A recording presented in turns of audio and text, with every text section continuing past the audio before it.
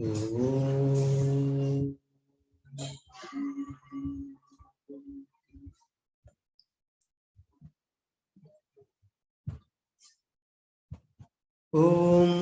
ప్రపన్న పారిజాతాయ స్తోత్రవేత్రైవపాణయే జ్ఞానముద్రాయ కృష్ణాయ గీతామృతదుహే నమః.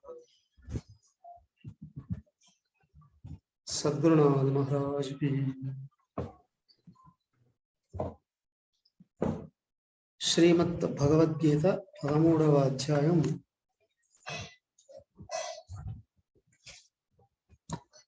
చర్చిస్తూ ఉన్నాం.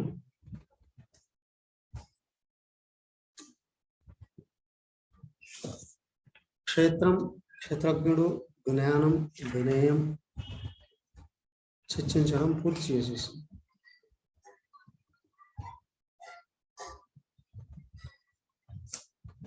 ఇప్పుడు ప్రకృతి పురుషులను గురించి చర్చిస్తూ ఉన్నాం. తన 20వ శ్లోకం విచారణ చేయాలి కదా.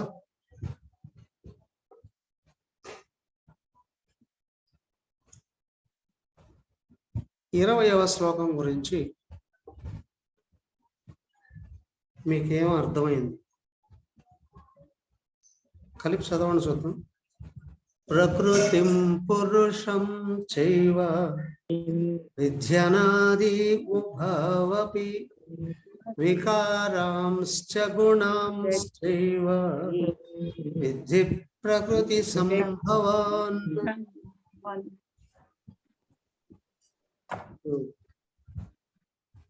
ప్రకృతి పురుషులు ఇద్దరు అనాదే.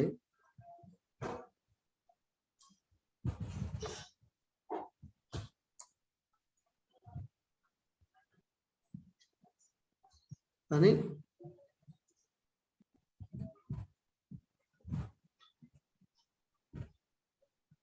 గుణాలు అటు వికారాలు అన్నీ కూడా ప్రకృతి నుండే వ్యక్తం. పురుషుడికి సంబంధం లేదు.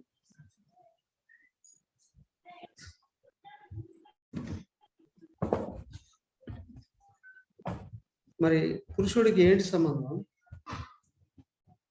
ప్రకృతిని ఎట్లా గుర్తించాలి? సుజాతమ్మ గారు.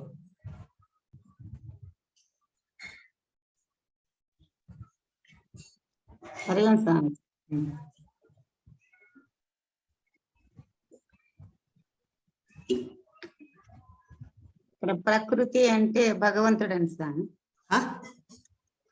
ప్రకృతి పురుషుడు అంటే భగవంతుడు స్వామి. పురుషుడు చంపేసావే.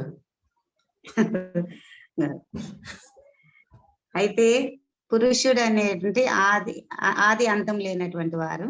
ప్రకృతికి అన్నాదైనా కూడా అంతం అనేటటువంటిది ఉంది స్వామి. అయితే వికారాలు అనేటువంటివి గుణాల నుంచే, గుణాలు ప్రకృతి గురించి పడినాయంటే 3 గుణాలు స్వామి. రజోగుణము, తమోగుణము, సత్వగుణము 3. అంటే వికారాలు అనేసి అంటే సుఖము, ద్వేషము, కొన్ని ద్వంద్వాలు అనేసి. అంతేనా? వీటి వల్ల అంటే గుణాల నుంచి ఇవన్నీ వికారాలన్నీ కూడా వస్తుంటాయి. గుణాల యొక్క వికారాలు అంటే అవేనా? ఇంకా ఏమన్నాయా?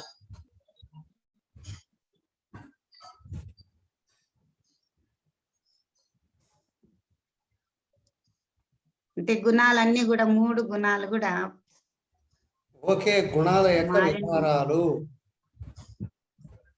ఏవి? ఎవరు చెప్తారు?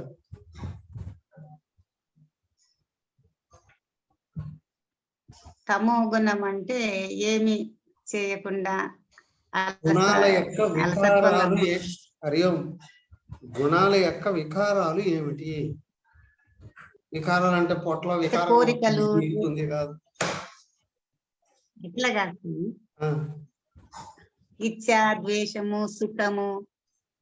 మీరు ద్వంద్వాల గురించి చెప్తున్నారు.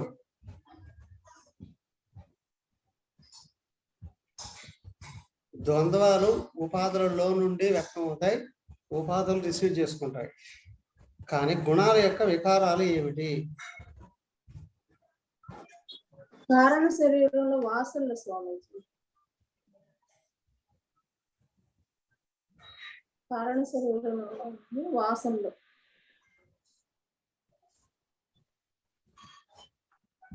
ఎలా ఉంది తెలుసా? మీ కొడుకు ఎవరు అంటే మీ నాన్నగారి పేరు చెప్పినట్టుంది.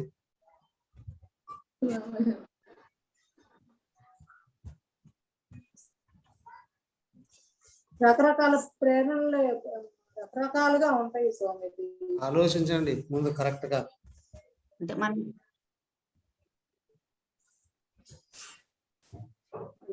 గుణం ఆకారం అయితే దాని వికారం, దాని మార్పు ఏంటి?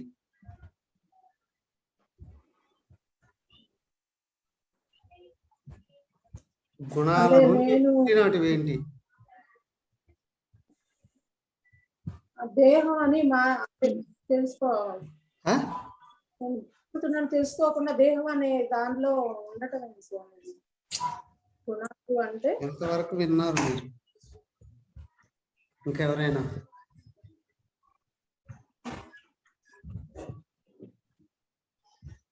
గుణాల నుండి ఏమి తయారయ్యాయి?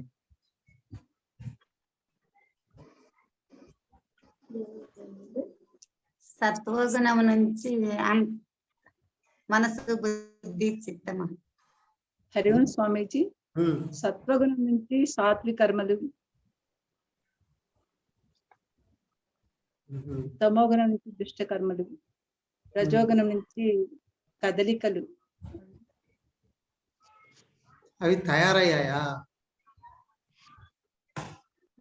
తయారవటం కాదు, వాటి గుణాలు. గుణాల నుండి ఏం తయారయ్యాయి? గుణాల యొక్క మార్పులు ఏంటి? స్థూల సూక్ష్మ శరీరాలు. ఎలా? దేని నుండి ఏమొచ్చాయి? సత్వగుణం నుంచి, సమిష్టి సత్వగుణం నుంచి అంతరింద్రియాలు, సత్వగుణం నుంచి జ్ఞానేంద్రియాలు, రజోగుణం నుంచి కర్మేంద్రియాలు, సమిష్టి రజోగుణం నుంచి ప్రాణాలు. కర్మేంద్రియాలు దేని నుండి వచ్చాయి? రజోగుణం నుంచి స్వామీజీ.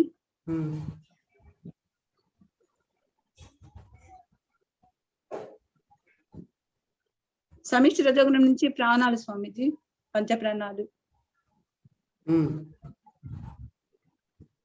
తమోగుణం నుంచి నామరూపాలు, ఇవన్నీ జడమైన. అంటే మిగతా జడం కదా?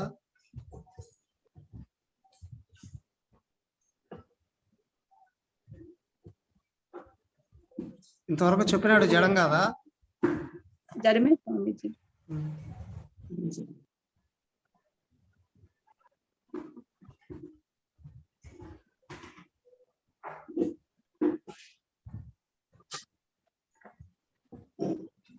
సో గుణాలు ప్రకృతి నుండి వచ్చినటువంటి, ప్రకృతి నుండి ఏమొచ్చాయి? ఆయన తత్వబోధలో చెప్పలేదా? ఆత్మాశ్రయ త్రిగుణాత్మిక మాయా అస్తి. తతః పంచతన్మాత్రః నామ పంచభూతాని సంభవంతి. అది చెప్పారు కదా. ఆకాశ తథా ఆకాశ సంభవాత్ ఆకాశాద్ వాయు, వాయోర్ ఏమిటది? అగ్ని. ఆకాశాత్ వాయు, వాయోర్ అగ్ని, అగ్నేరాపః ఆప పృథివీ. అవి పంచతన్మాత్రలు అన్నారు. తతః సమష్టి సాత్వికాంశాత్ పంచ జ్ఞానేంద్రియాణి అంతఃకరణ చతుష్టయం సంభవంతి. సమష్టి రాజసాంశాత్ పంచ కర్మేంద్రియాణి పంచ ప్రాణాని సంభవంతి. తామసస్య సమష్టి తామసాంశాత్ పంచీకరణ పంచభూతాని సంభవంతి. పంచీకరణం వలన ఇదిగో సర్వనామరూపాలు అన్ని స్థూలమైన రూపాలన్నీ పిండ బ్రహ్మాండయో సంభవంతి. సో ఇక్కడ ప్రకృతి నుండి ఏమొచ్చేది? ప్రకృతి అనాది, పురుషుడు అనాది. అంటే ఇద్దరికి పుట్టుక లేదనే కదా. ప్రకృతి కూడా పుట్టుకలేదా అంటే పుడితే దానికి ఒక రూపం ఉండాలి, స్థిరంగా ఉండాలి. కానీ కేవలం కదలకలే.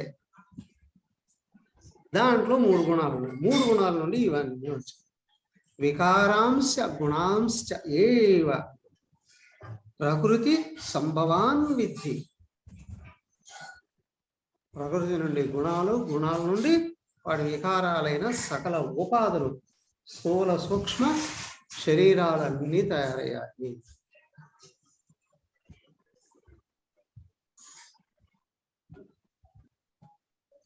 అర్థమైందా?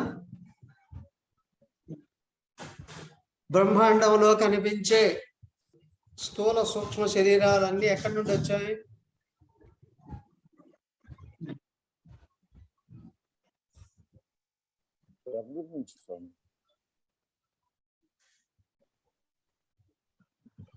ఓహో, మీరు ఎక్కడి నుంచి వచ్చారు?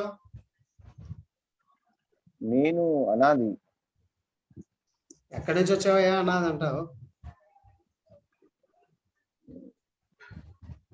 నేను ఎప్పటి నుంచో ఉన్నా, అంతటా ఉన్న ఆ చైతన్యాన్ని. నేను అడిగిన ప్రశ్నకు సమాధానం అదేనా? నా శరీరం మనోబుద్ధి. ఇక్కడ ఏమన్నారు? వికారాంశ గుణాంశైవ విద్ధి ప్రకృతి సంభవాన్ అన్నారు.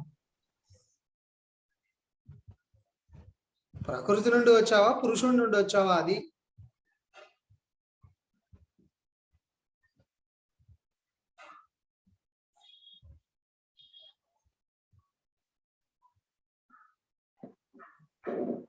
మీరు ప్రకృతి నుండి వచ్చారా, పురుషుడి నుండి వచ్చారా? పురుషుడి నుంచి స్వామిజీ. ఏమండి?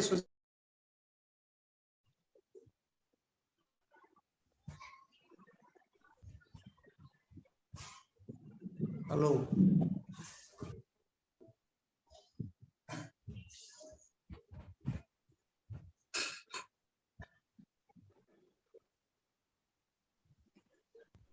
ప్రకృతి నుండి వచ్చారా, పురుషుడి నుండి వచ్చారా?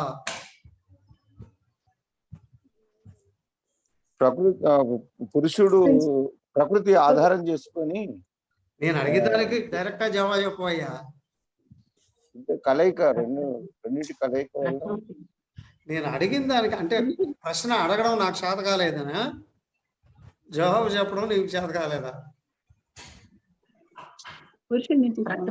అడిగిన ప్రశ్న ఏంటి? ప్రకృతి నుండి వచ్చారా, పురుషుడి నుండి వచ్చారా? పురుషుడి నుంచి.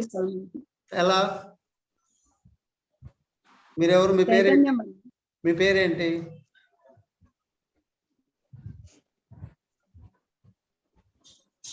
చైతన్యం నుండి వచ్చింది స్వామిజీ.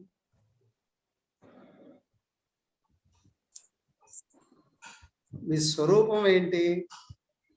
ఉపాధి, చైతన్యమా? చైతన్యం స్వామిజీ. ఏం లాయర్ గారు, మీ స్వరూపం ఉపాధి, చైతన్యమా? రూపం అంటే ప్రకృతి. ఆ దేహం మనోబుద్ధులతో ఉన్నాను కాబట్టి. అయ్యో, ప్రశ్న ఒకటి అడిగితే నువ్వు ఏటో ఎక్కడికి వెళ్ళిపోతావేంటి? ప్రశ్న ఒకటి అడిగితే ఇంకో చోటుకి వెళ్ళిపోతావేంటి? అంటే మీ కోర్టులో వాదించే విధానం ఇదా? మా కోర్టులో స్ట్రైట్ ఫార్వర్డ్ గానే ఉండాలి.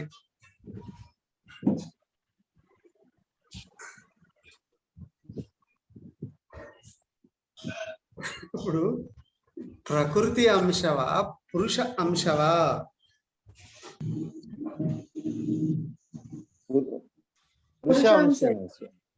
పురుషాంశ అయితే దేహమా, చైతన్యమా? చైతన్యం.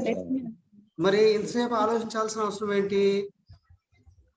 పురుషుడని మర్చిపోయాం కాబట్టి ఇదిగా అంటే రోజుకి ఎన్నిసార్లు మర్చిపోతుంటారు? కనీసం క్లాసులలో గుర్తుండాల్సిన అవసరం లేదా? అదే ఆ మర్చిపోవటం వల్ల ఈ ఏర్పడ్డది. ఇక్కడ చెప్పబడుతూ ఉన్న విషయం ఏంటి? ప్రకృతి పురుషులు అనాదే, కానీ ప్రపంచముగా కనిపించే సర్వనామరూపాలు కూడా ఎక్కడి నుండి వచ్చాయి అని అంటే అలాగే చెప్తున్నారు. గుణాలు వాటి వికారాలైన ఉపాధులు ప్రకృతి నుండి వచ్చాయి. అడగాలి, జీవుడు అని అడగాలి. సబ్జెక్ట్ ఫాలో అవుతున్నారు అని అంటే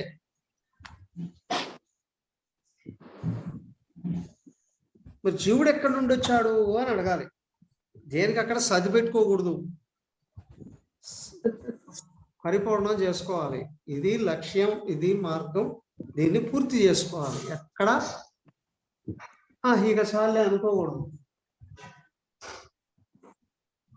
ఏ విషయంలోనైనా. సో కాబట్టి పురుషుడు ఎక్కడండి అంటే చదవండి నెక్స్ట్. కార్యకారణ కర్తృత్వే హేతు ప్రకృతి రుచ్యతే పురుష సుఖ దుఃఖానాం భోక్తృత్వే హేతు రుచ్యతే. సిద్ధేశ్వర గారు చెప్తారా? బుక్ ఉందా?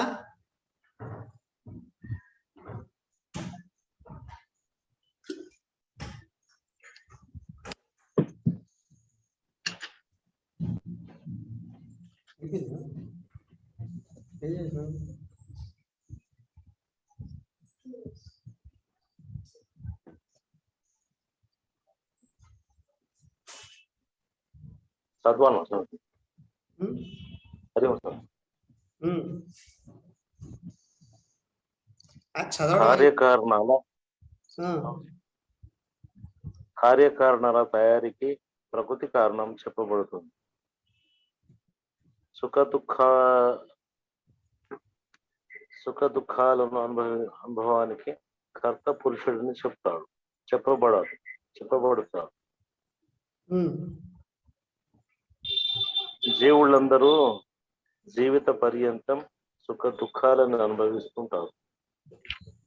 ఈ సుఖ దుఃఖాలు ఎందువల్ల, ఎలా అవి కలుగుతాయి అని యోచిస్తే ఇందులోని కిటుకు బయటపడుతుంది. బాహ్యంలో గాని అంతరంలో గాని అనేక రకాలుగా మార్పులు కలుగుతాయి. ఆ మార్పులు తెలియగానే మనిషి సుఖమో దుఃఖమో కలుగుతుంది. ఆ మార్పుల విషయం తెలియకపోతే సుఖం గాని దుఃఖం గాని కలగదు. ఏ మార్పు లేకపోతే సుఖ దుఃఖాలు కలగవు. అందువల్ల మార్పులు, వాటిని గురించిన జ్ఞానం, ఈ రెండు ఉన్నప్పుడే సుఖ దుఃఖాలు కలుగుతాయి. ఓకే, లోకంలో గాని సరే. కార్యకారణ కర్తృత్వే హేతు ప్రకృతి రుచ్యతే అన్నారు. పైన ఏమన్నారు? వికారాంశ గుణాంశయో ఇది ప్రకృతి సంభవ అన్నది. ఓకే, తర్వాత కార్యకారణ కర్తృత్వే హేతు ప్రకృతి రుచ్యతే. కార్యకారణాలు అంటే ఏవి? ఎవరు చెప్తారు?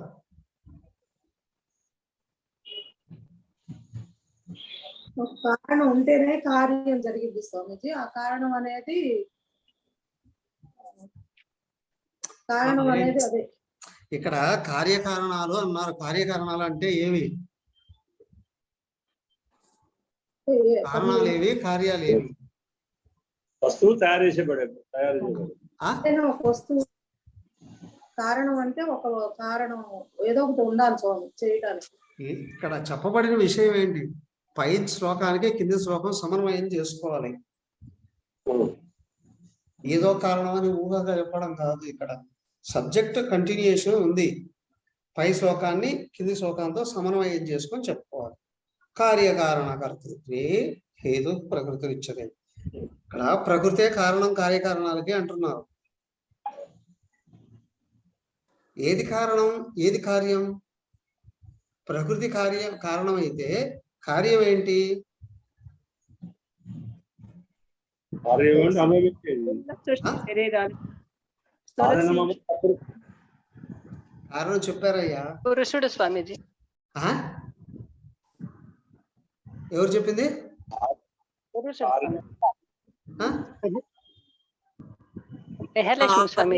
13 స్వామీజీ. హరిగో. ఇప్పుడు కారణం పురుషుడని ఎవరు అంటున్నారు? కార్యం పురుషుడా?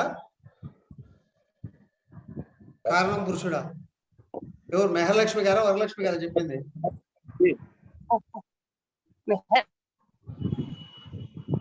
చేసేవాడు చేయబడే వస్తువు. హరి ఓం స్వామీజీ. నేను కార్యములు 13 అని చదివాను. ఆ? చేసేవాడు. కారణం పురుషుడు, కార్యములు 13, పంచమహాభూతాలు, పంచ జ్ఞానేంద్రియాలు, మనస్సు, బుద్ధి, అహంకారం, వీటితో తయారు చేయబడినవి కార్యములు. మీరు కలియుగంలోనే ఉన్నారా, చిన్మయ విషయంలోనే ఉన్నారా, ఇంకెక్కడైనా ఉన్నారా? భగవద్గీత నుండి ఎక్కడ వెళ్ళిపోయినట్టున్నారు. మీరు కారణం పురుషుడు అంటున్నారు. మహానేరం, మహాపాపం. కార్యం హరివం స్వామీజీ. అమ్మా, చేసేవాడు చేయబడే వస్తువు. కారణం కార్యం స్వామి.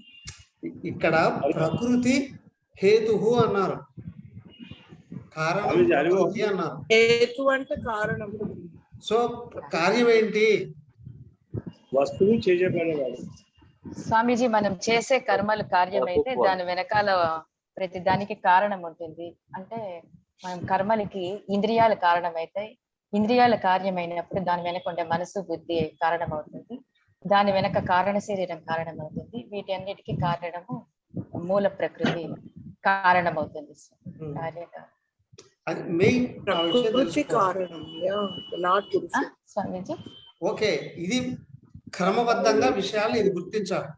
కారణ శరీరం కారణమైనప్పుడు ఇక్కడ కారణ శరీరం అంటే ఏంటి? అజ్ఞానమే అనేది గుర్తించాలి.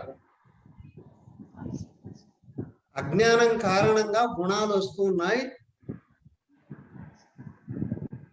గుణాల కారణంగా ఉపాధులు వస్తున్నాయి. ఉపాధుల కారణంగా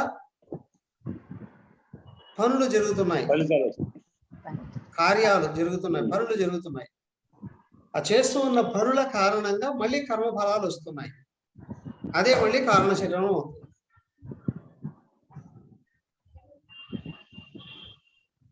ఇదే కర్మచక్రం.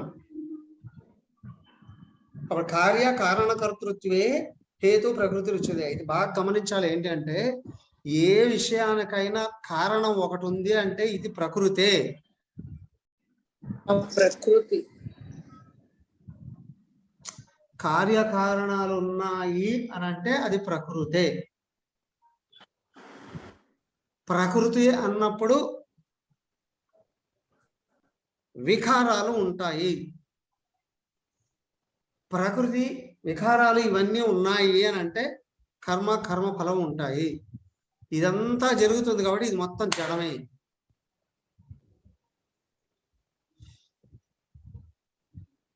సో మార్పులకు లోనవుతూ ఉంది. ఇక్కడ ప్రకృతిని విచారణ చేస్తూ జీవుడు ఎవడా అనే అన్వేషణ మొదలవుతుంది. జీవుడు ఎవడో తెలియకుండా అందుకోవడం కుదరదు. ఇప్పుడు జీవుడు అజ్ఞానం చేత స్వరూపాన్ని మరిచిపోయి ఉపాధులని నేను అనుకుంటున్నాను. అందుకే ద్వంద్వాలు వ్యక్తమవుతున్నాయి, అనుభవిస్తున్నాడు. బయటపడాలి, ముక్తి కావాలి అని అంటే పరమాత్మ అందుకోదు. ఏమిడు పరమాత్మ, ఆయనకు నాకు సంబంధం ఏంటి అన్నప్పుడు ముందు నువ్వు కానిది ఏదో విచారణ చేసి తోసివేస్తే, అంటే నువ్వు ఏది అని అనుకుంటున్నావో దానిని గురించి బాగా తెలుసుకొని ఇది నేను కాదు అని తోసివేస్తే నువ్వు అయినది ఏదో తెలుసుకునే అవకాశం దొరుకుతుంది. దానికి ఇంత చెప్పుకుంటూ వచ్చారు. 20వ శ్లోకం 21వ శ్లోకంలో సగం అదే చెప్పారు. అయ్యా ఉపాధులు కార్యమే, అవి ప్రకృతి వలన వస్తూ ఉన్నాయి. పైగా మళ్ళీ నువ్వు కార్యాలు నిర్వహిస్తూ ఉన్నావు, ఉపాధుల కారణంగా కర్మఫలాలు వస్తూ ఉన్నాయి. దానికి నేను చేస్తున్నాను అనుకున్నంత వరకు కర్మఫలాలు వెంటబడుతూనే ఉంటాయి. చేస్తున్నది ఎవరు? కార్యానికి కారణం ఉపాధులు, ఉపాధులకు కారణం అజ్ఞాన రూపమైన కారణ శరీరం. మరి నువ్వెవరు?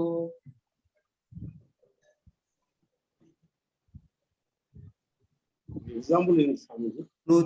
నువ్వెవరు? జరుగుతూ ఉన్న కర్మల, వాటి వల్ల ఏర్పడిన వాసన వల్ల ఏర్పడిన ఉపాధుల ఎవరు నువ్వు? ఎవరు నువ్వు? మా స్వామి చైతన్యం. ఆ? చైతన్యం. ఇవి ఏవి కాదు అనాలి. అవునా? కారణ శరీరం కానీ, సూక్ష్మ శరీరం కానీ, స్థూల శరీరం కానీ, వాటి వలన జరుగుతున్న కర్మలు కానీ నేను కాదు.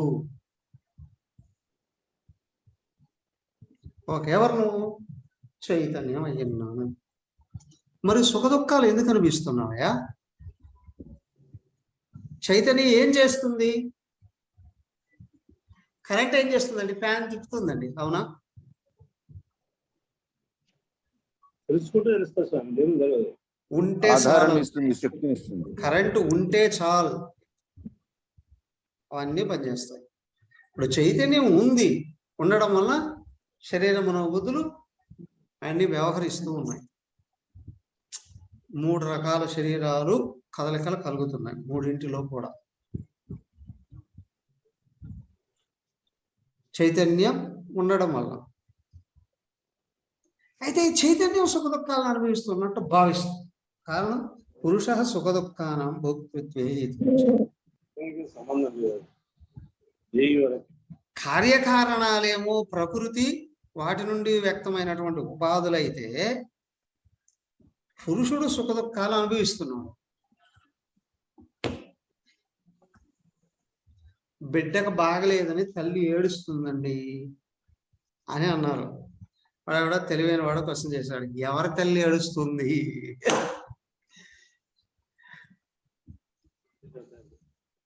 అందరూ తల్లులే కదా, అందరూ ఏడుస్తారా? ఆ బిడ్డను, ఏ బిడ్డకు బాగలేదో ఆ బిడ్డ నా బిడ్డ అనుకున్న తల్లి ఏడుస్తుంది. అవునా? నా బిడ్డ అనుకున్న తల్లి ఏడుస్తుంది. కానీ నా బిడ్డ అనుకోని తల్లి ఏడవలేదు, ఓదార్చగలదు కదా. సేమ్ వే ఉపాధులు వ్యవహరిస్తూ ఉంటే జీవుడు ఎందుకు బాధపడుతున్నాడు? ఆ ఉపాధులు నేను అనుకోవడం వల్ల.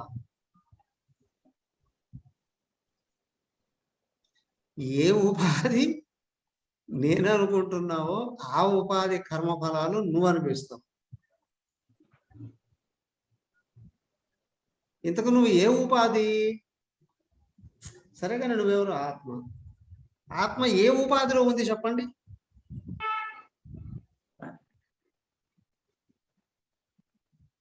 అన్నిట్లలో ఉంటుంది స్వామి.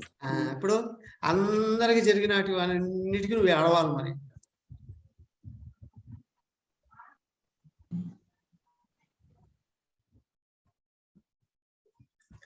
నువ్వు ఆత్మ ఎక్కడున్నావు అంటే అన్ని ఉపాధుల్లో ఉన్నావు అంటున్నావు. మరి ఎవరికి బాధ కలిగితే నువ్వు ఏడుస్తావయ్యా?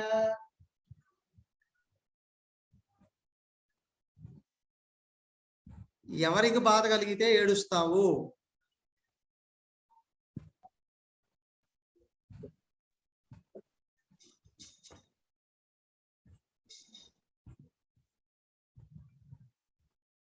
మిమ్మల్నేనయ్యా. ఎవరికి బాధ కలిగితే వాళ్ళు. అన్నిట్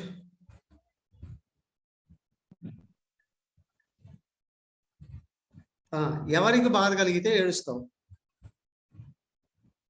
ఇప్పుడు తాదాత్మ్యం చెందినటువంటి ఉపాధితోని ఏదైతే అందరి మీద ఉన్నావు కదా, స్వామీజీ, ఎవరి కొరకు ఏడుస్తావు? ఒకవేళ నేనని గుర్తిస్తే మాత్రం, నేను పురుషుని అనే స్థితిలో ఉంటే, చైతన్యం అనే స్థితిలో ఉంటే మాత్రం ఏడుపు రాదు స్వామీజీ. కానీ అరే ప్రశ్న ఏంటి? ఎవరి కొరకు ఏడుస్తావు? ఎవరి కోసం ఏడవలేము. కావాలా గురించి స్వామి. సో ఇక్కడ లోతుగా గుర్తించండి విషయం. క్వశ్చన్ వేసినప్పుడు జవాబు రానప్పుడు దాన్ని అన్వేషించాలి. ఎవరి కొరకు ఏడుస్తున్నాము అంటే, ప్రతి ఉపాధి మీద ఆత్మ చైతన్యం కూర్చొని తనను తను మర్చిపోతుంది మొదట. అవునా? దాన్నే అజ్ఞానము అన్నారు. రెండోది, ప్రతి ఉపాధిని ఏమనుకుంటుంది? ఇది నేను అని ప్రత్యేకంగా ఉన్నాను అని అనుకుంటుంది. ఇదే అహంకారం. ఇప్పుడు అర్థమైందా అహంకారం ఎంత దోషపూరితమైందో? అవునా? కూర్చొని తను మర్చిపోయి ప్రత్యేకంగా ఒక్కొక్క ఉపాధి పట్టుకొని ఈ ఉపాధి నేను, ఈ ఉపాధి, అన్ని ఉపాధుల మీద కూర్చున్న ఆత్మ చైతన్యమే. ప్రతి ఉపాధిని అన్నీ నేను అనుకోవట్లేదు అక్కడ.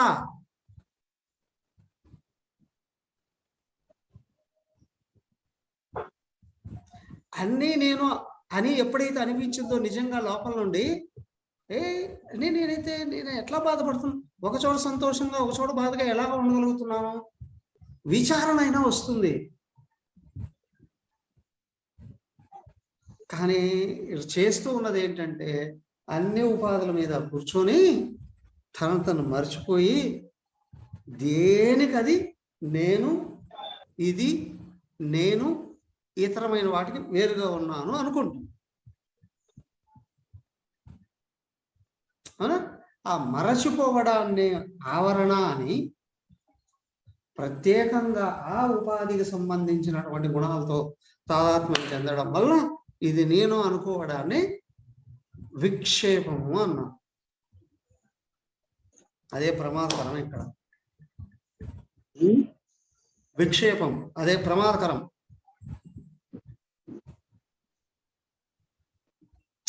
కేవలం ఆవరణ ఉన్న గాఢనిద్రయే, బాధలేదు.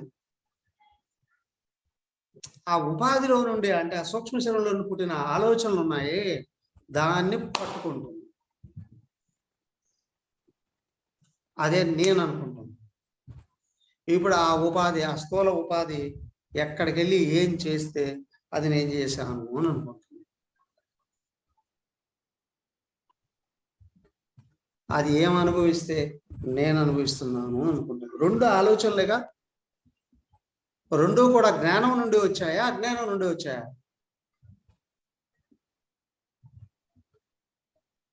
అజ్ఞానం కదా? స్పష్టంగా అర్థమైందా? ఏదేదంటే వెర్రి 1000 విధాలు అని. అజ్ఞానము ఎన్ని రకాలు? కోటాను కోట్ల రకాలు. నువ్వు 100 కోట్లు 1000 కోట్లు అనడానికి వీలు లేదు. ఈ బ్రహ్మాండంగా సర్వ బ్రహ్మాండాలలో ఉన్న సర్వజీవరాశులు ఒక్కొక్క రకమైన అజ్ఞానాన్ని కలిగి ఉన్నావు. am I right? అవునా కాదా? ప్రతి ఇంట్లో తల్లి అజ్ఞానం వేరు, తండ్రి అజ్ఞానం వేరు, కొడుకు అజ్ఞానం వేరు, కూతురు అజ్ఞానం, కోడల అజ్ఞానం వేరు, అల్లుడు అజ్ఞానం. అవునా కాదా? మనోడు అజ్ఞానం వేరు, మనోరాల అజ్ఞానం వేరు. అవునా? అయితే ఒకటేమో మరిపిస్తుంది, ఇంకోటేమో ఇదేనయ్యా మోహం అని అన్నారు. అదేనయ్యా భ్రమ అని. ఒక్కొక్కళ్ళలో నుండి రాగద్వేషాలు ఒక్కొక్క రకంగా. చూడు,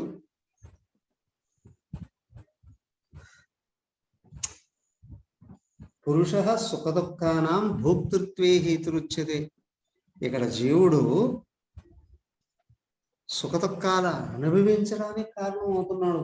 కారణం, అసలు కారణం జ్ఞానమా అజ్ఞానమా? సృష్టిలో ఎక్కడ ఎవడు సుఖ దుఃఖాలు అనుభవిస్తూ ఉన్నా కారణం అజ్ఞానం. ఏం సుఖానికి కూడానండి, నీ సుఖం పరిమితమైనప్పుడు అది ప్రకృతి నుండి వచ్చిందే. సుఖం కారణం వలన వచ్చినప్పుడు ఖచ్చితంగా ప్రకృతి. దాని కారణంగా నువ్వు సుఖంగా ఉన్నా, దీని కారణంగా నీ సంతోషంగా ఉన్నా, నువ్వు నీలో కదలికకు ఒక కారణం ఖచ్చితంగా ఉంటుంది.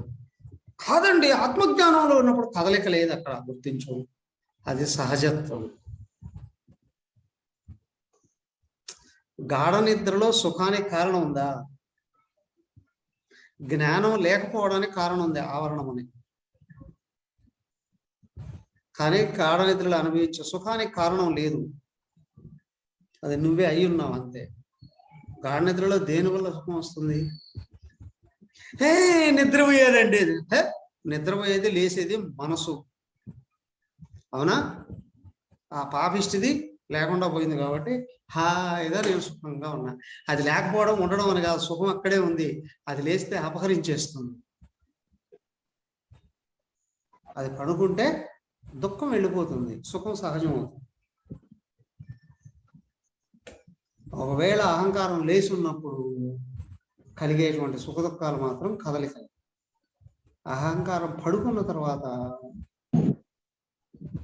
వచ్చే సుఖం మాత్రం కదలికల నుండి వచ్చింది, కదలికల నుండి వచ్చింది కాదు. సో కాబట్టి ఏంటి అంటే, నిద్ర మెలకువలలో, అంటే నిద్ర అంటే స్వప్నాలలో, జాగ్రత్త స్వప్నాలలో జీవుడు అనుభవించేటువంటి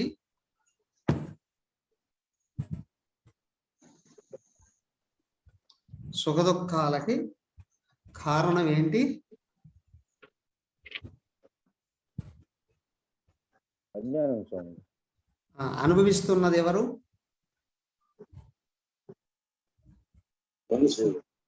అహంకారం.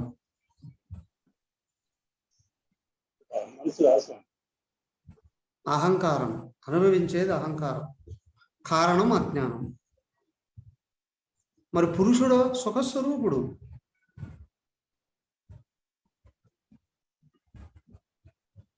అయితే ప్రకృతి అనేయచ్చు కదా అండి, కానీ ఇక్కడ పురుషుడు లేకపోతే ప్రకృతి స్వతహా అసలు కదలికలు కూడా లేదు, కాబట్టి పురుషుడిని చెప్పాల్సిన అవసరం వస్తుంది.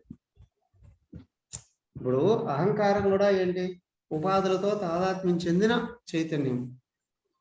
చైతన్యం లేకపోతే అక్కడ జీవం కానీ, అంటే బ్రతికుండడం కానీ, దానికి తెలివితేటలు శక్తియుక్తులు ఉండడం కానీ వీలు. దానికి ఇక్కడ జీవుడిని ఏమన్నారు? ప్రతిబింబ స్వరూపం అన్నారు. ప్రతిబింబము అంటే దేహానికి సంబంధించిందా, లోపల ఉన్న చైతన్యానికి సంబంధించిందా?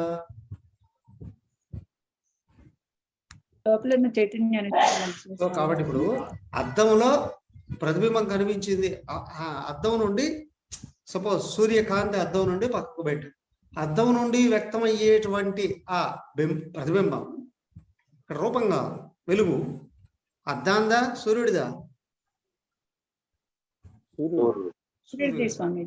సో కాబట్టి ఇక్కడ ఉపాధుల నుండి కూడా వ్యక్తమవుతూ ఉన్నటువంటి శక్తి జ్ఞానాలు ఉపాధులుగా, లోపల చైతన్యానిగా. అయితే ఎందుకు గుర్తులేదు? అదే అజ్ఞానం అని అన్నాను.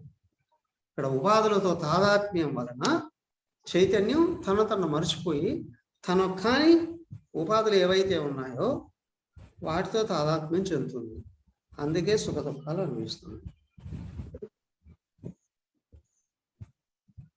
ఇంకో కొంచెం కూలంకషంగా తెలుసుకోవాలి అని అనుకుంటే నెక్స్ట్ శ్లోక చదవండి. పురుష ప్రకృతిస్థో హి భుంక్తే ప్రకృతి జాన్ గుణాన్. చదవండి. కారణం గుణ సంగోస్య సదసత్యోని జన్మసు.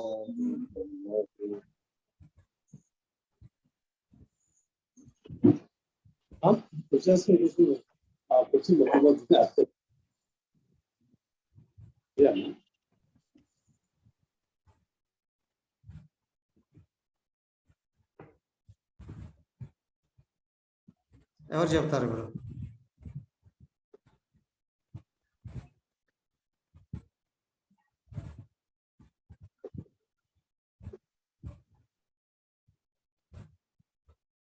ప్రకృతిస్థః పురుషः ప్రకృతిజాన్ గుణాన్ భుంక్తే హి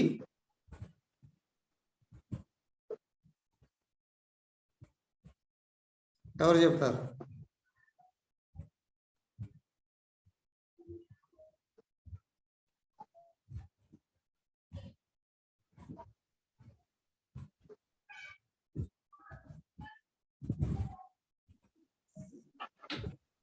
వరలక్ష్మి గారు హరి ఓం.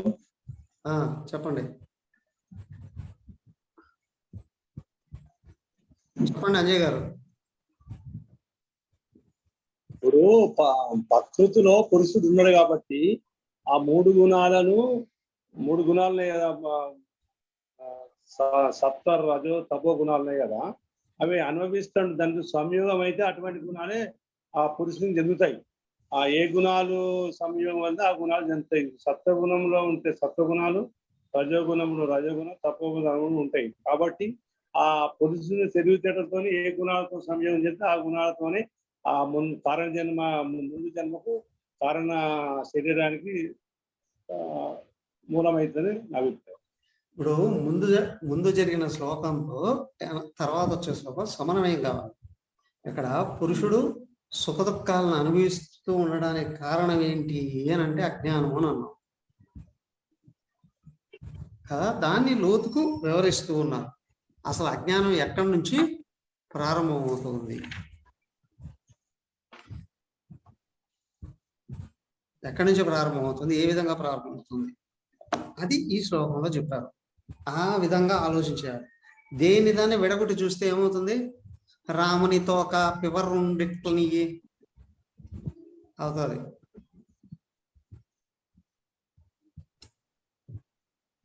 ముందు శ్లోకం సుఖ దుఃఖాలు పురుషుడు అనుభవిస్తూ ఉన్నాడు.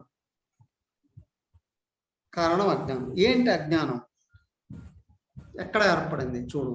ఇక్కడ నుండి మా అహంకారం అజ్ఞానం. ఒక లైన్ తీసుకోండి. ప్రకృతి పురుష ప్రకృతి స్థః ఉంటే ప్రకృతి జాన్ గుణాన్. ప్రకృతి స్థః పురుష ప్రకృతి మీద కూర్చున్నాడు. నేను కుర్చీలో కూర్చున్నా, ఓకే, కుర్చీ నేను అనుకున్నా. అజ్ఞానం తనవిగా భావించుకోవడం అజ్ఞానం.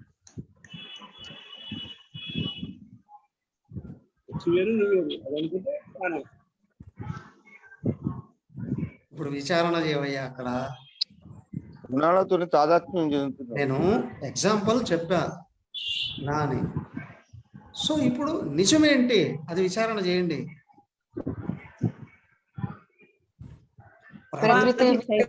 పురుషుడు కార్యములైన శరీరం ఇంద్రియాలతో తాదాత్మ్యం చెందడం వల్ల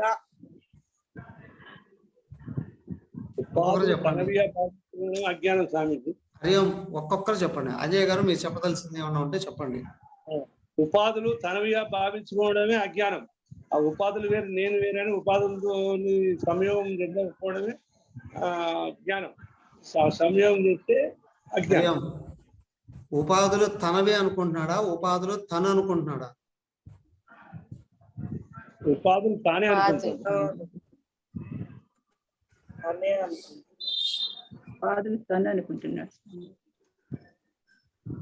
ఇప్పుడు మీరేం చేస్తున్నారు? హరియం మీరేం చేస్తున్నారు? జ్ఞానమా అజ్ఞానమా?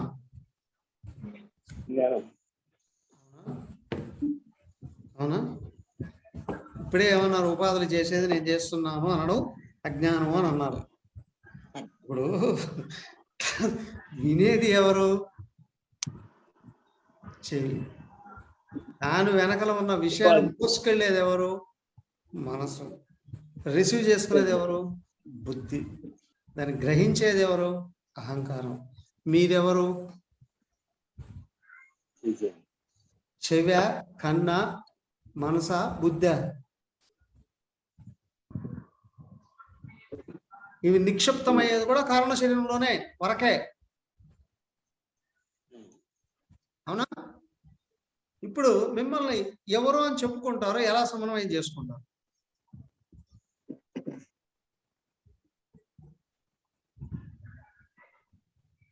లోతైన విషయం ఇది. అందుకే చెప్పింది, చెప్పేటప్పుడు వినేయడం వేరు, కానీ అర్థమవుతుందా లేదా పరిశీలించుకొని అర్థం చేసుకోవడం వేరు. చాలా కష్టం. కాబట్టి ఇప్పుడు మీరు ఏం చేస్తున్నారు?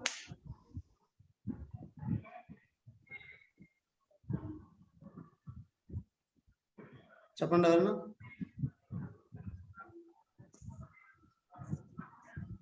శరీర మనోబుద్ధులతో తాదాత్మ్యం చెందాను కాబట్టి అహంకారాన్ని.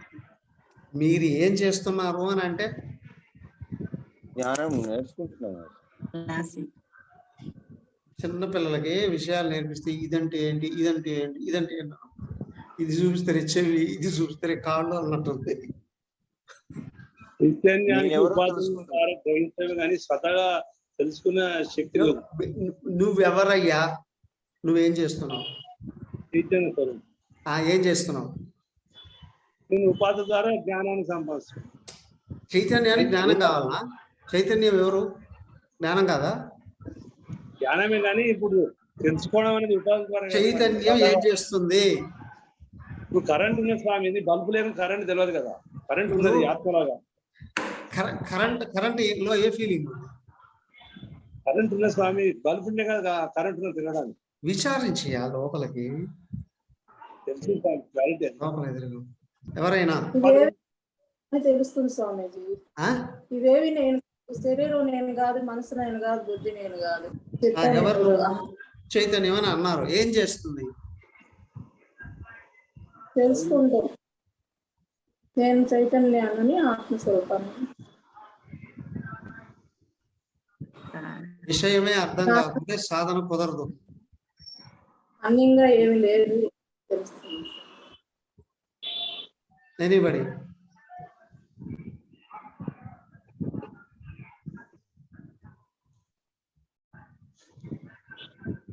ఏమీ చెయ్యట్లేదు కానీ సాక్షిగా ఉన్నాము అనే విషయం గుర్తించాలి. అర్థమైందా?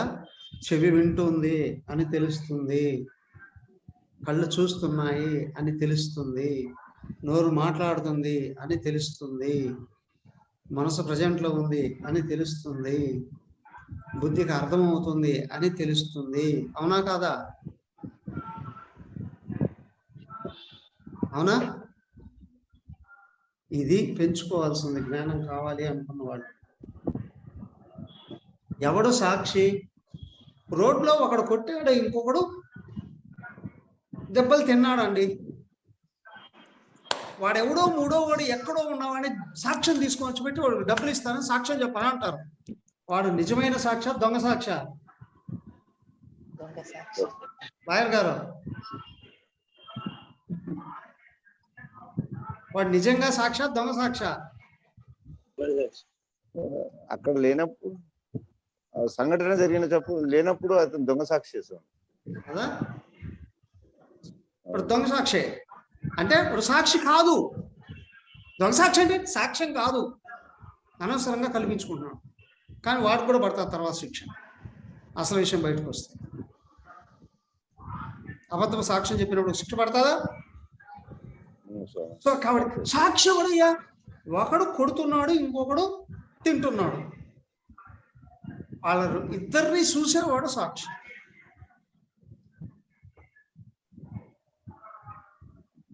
సో ఇక్కడ నా నోరు మాట్లాడినప్పుడు మీ చెవులు వింటున్నాయి, మీరు సాక్షే. మీ నోరు మాట్లాడినప్పుడు నా చెవులు వింటున్నాయి, నేను సాక్షే. అవునా? ఈ ఉపాధులు ఆ ఉపాధులు వ్యవహరిస్తూ టీవీ పనిచేస్తుంది ఎవరిదో, మీరు మీట్లో పెట్టుకోండి. ఎవరింట్లోనూ టీవీ అవసరమైనప్పుడు ఆన్ చేసుకొని మాట్లాడు. సో ఇప్పుడు సాక్షి ఎవరు? చేసేవాడు కాదు, అనుభవించేవాడు కాదు. మన చైతన్యం ఎవరు? చేసేవాడు కాదు, అనుభవించేవాడు. ప్రస్తుతం ప్రజెంట్ లో ఒకడు కొడితే ఇంకొకడు దెబ్బలు తింటున్నాడు, ఓకే. రెండో వాడు అనుభవించేవాడు, మొదటి వాడు చేసేవాడు. కానీ ఈ చేసేవాడే కొద్దిసేపు తర్వాత వాడు అనుభవించేవాడు అవుతాడు. అవునా?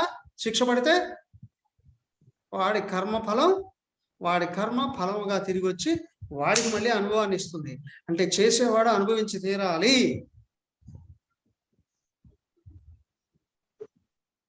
అనుభవించేది ఎవరో? చేసేవాడు.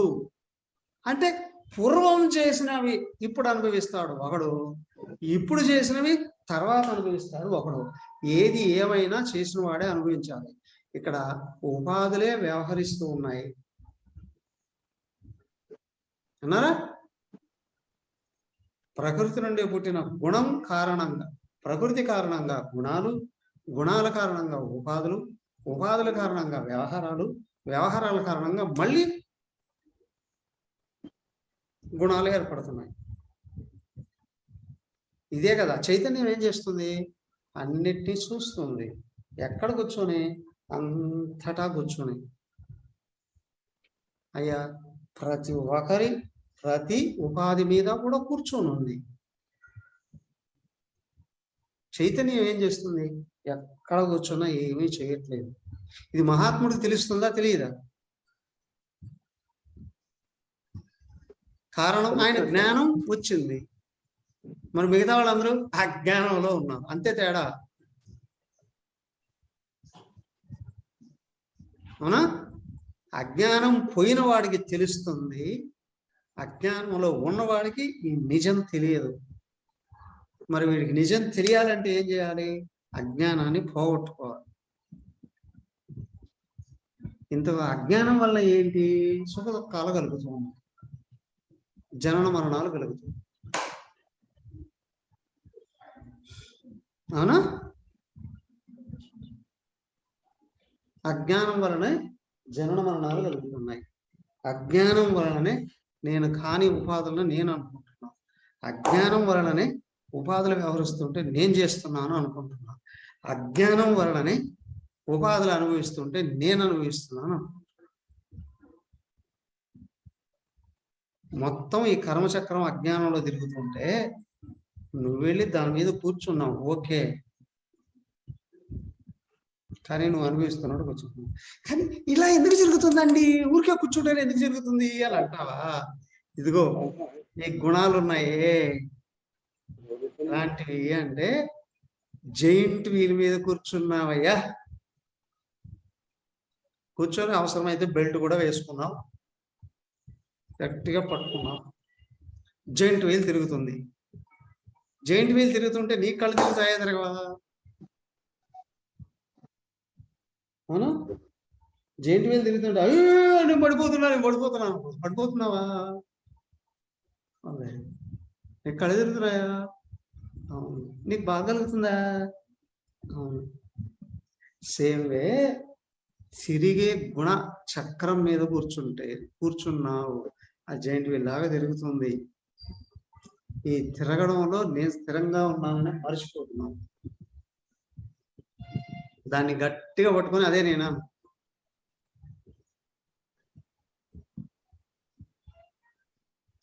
చెప్పారు చూడండి, నెక్స్ట్ అధ్యాయంలో చాలా అద్భుతంగా తయారవుతుంది, అర్థమవుతుంది ఈ విషయం అంతా. అంటే గుణాలు తిరుగుతూ ఉంటే, గుణాలే కదా ఉపాధులు కూడా, అవునా? గుణాల యొక్క వికారాలే కదా. తామసిక గుణం వికారం స్థూల శరీరం, రాజసిక గుణం వికారం కర్మేంద్రియాలు ప్రాణాలు, సాత్విక గుణం యొక్క వికారం జ్ఞానేంద్రియాలు అంతఃకరణ. అవునా? గుణాలే కదా. సూక్ష్మ గుణం, స్థూల గుణం. యావత్ ప్రపంచంలో ఉన్న విషయాలన్నీ అవేగా. కనిపించేటివన్నీ తమో గుణమేగా, కదిలేటివన్నీ రజోగుణమేగా, తెలుసుకునేటివన్నీ సత్వగుణమే. అయితే ఈ గుణాల మీద కూర్చొని గుణాలు తిరుగుతూ ఉంటే నిన్ను మర్చిపోయావు. మర్చిపోయి ఏమనుకుంటున్నావు, గుణాల కదలికల్లో నుండి పుట్టిన ఉపాధులని నేను అనుకుంటున్నావు. అందుకే సుఖ దుఃఖాలు అనిపిస్తుంది. దానికే అన్నారు ప్రకృతి స్థః పురుష. జైంట్ వీల్ మీద కూర్చున్నటువంటి వ్యక్తి జైంట్ వీల్ తిరుగుతుంటే చూడంటే అవునా, ఈ ప్రకృతి అదే గుణాలు కదా, దాని మీద కూర్చున్నటువంటి వాడు ప్రకృతి జాన్ గుణాన్. ప్రకృతి నుండి పుట్టినవి ఏంటండి గుణాలు. గుణాలు ఏంటంటే ఈ ఉపాధులే కదా, ఈ ఉపాధులతో తాదాత్మ్యం వచ్చేసింది. అవి చేసేటివి నేను చేస్తున్నానని, అవి అనుభవించేటివి నేను అనుభవిస్తున్నాను అనుకుంటున్నాను. దానికే అస్య గుణ సంగస్య. గుణాలతో తాదాత్మ్యం ఏంటి అంటే అదే నేను అని అనుకుంటున్నాను. ఇప్పుడు చిన్న శిశువుకు జ్వరం వచ్చి వీళ్ళు కాలిపోతుందండి, వీళ్ళు తల్లి ఏడ్చేస్తుంది, కారణం అంత తాదాత్మ్యం ఉంది. ఇప్పుడు అదే 2-3 పిల్లలు పుట్టారు, 4వ పిల్లాడిని చూస్తూ ఉంది తల్లి. ఆ మొదటి పిల్లవాడి విషయంలో ఏడ్చినట్టు బాధపడ్డట్టు ఈ 4వ పిల్లాడిని చూసుకునేటువంటి తల్లి ఉన్నది. ఎక్స్పీరియన్స్ వచ్చిందండి, అనుభవం వచ్చిందండి, చెలించదండి. కారణం ఏంటంటే ఆ మొదటి పిల్లల విషయంలో అంతా సవ్యంగానే జరుగుతుంది అని భ్రమలో ఉంది, కానీ కించిత్ వ్యతిరేకమైన భరించలేదు. ఈ 2-3 పిల్లల్ని కని పెంచి పెద్ద చేయడంలో జరిగే విషయాలన్నీ చూసింది. ఇదంతా సహజమేలేండి, ఏం కాదు అని కొంచెం మనసు స్థిరమైంది. అలాగే ఇక్కడ కూడా ఏంటంటే నువ్వు జ్ఞాన అభ్యాసం చేస్తూ ఉంటే ఉపాధుల వలన కలిగే కర్మలకు వాటి ఫలాలకి ముందు చెలించకుండా ఉంటావు. కానీ జ్ఞాన అభ్యాసం తీవ్రతరమయ్యే కొద్దీ, అజ్ఞానం తొలగే కొద్దీ ఉపాధులు అసలు నేను కాదు అని తెలుసుకునే అవకాశం వస్తుంది అభ్యాసం ఉన్నప్పుడు. అవునా, అభ్యాస వైరాగ్యాలు చెప్పారు కదా. ఏం అభ్యాసం? నువ్వెవరో విని అర్థం చేసుకుని ఆ విధంగా ఉండడానికి అభ్యాసం చేయాలి. 6వ అధ్యాయంలో చెప్పారు మనసును చలించకుండా నిలబెట్టే అభ్యాసం చెయ్యి అని. అక్కడ ధ్యానంలో కూర్చున్నావు. ఇక్కడ చెప్తారు నువ్వు సర్వకాల సర్వావస్థలలో అభ్యాసాన్ని ఆపకూడదు అని.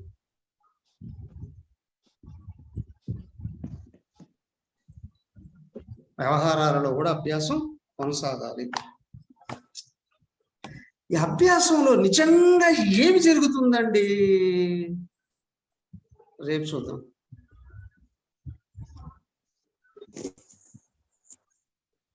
ఓకే. ఓం సర్వే భవంతు సుఖినః, సర్వే సంతు నిరామయాః, సర్వే భద్రాణి పశ్యంతు, మా కశ్చిత్ దుఃఖభాగ్ భవేత్. ఓం శాంతి శాంతి శాంతి. హరి ఓం. శ్రీ గురు నమః. హరి ఓం.